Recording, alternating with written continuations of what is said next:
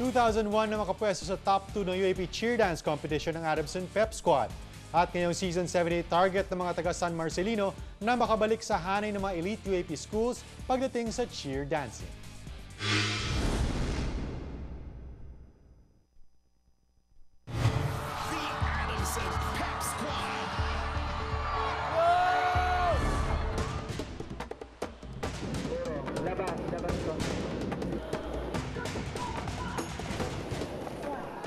Isa sa mga sinasabing dark horse ngayong UAP Cheer Dance Competition ay ang Adamson Falcons.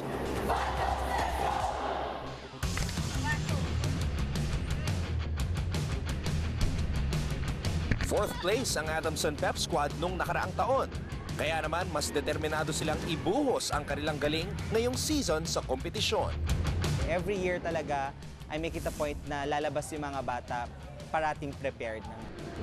I just made it a point na talagang kailangan namin i-hit bawat elements. Hindi lang naman sa stunting kami nagpalakas, pati sa pyramid.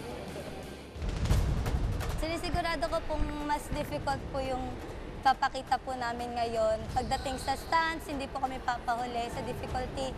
Tosses po, lalo na po nag-rank 1 kami last year sa tosses. Kailangan po namin ma-maintain yung rank 1 na namin ngayon. Nag-upgrade sila sa lahat ng elements, sa tosses, creative na pyramids at stunting, at syempre sa dance. Pinilit po namin pagandahin yung dance namin kasi medyo dun po kami mababa last year. At sa kabila ng matinding training, hindi nakakalimutan ng mga Falcons ang mag-enjoy sa kanilang routine. Sobrang kailangan po namin ng vitamin C. Kahit gaano po kadali or gaano kahirap, kailangan po namin ng resistensya po sa katawan namin. Magiging kapanapanabik din ang tema ng Adamson Pep Squad.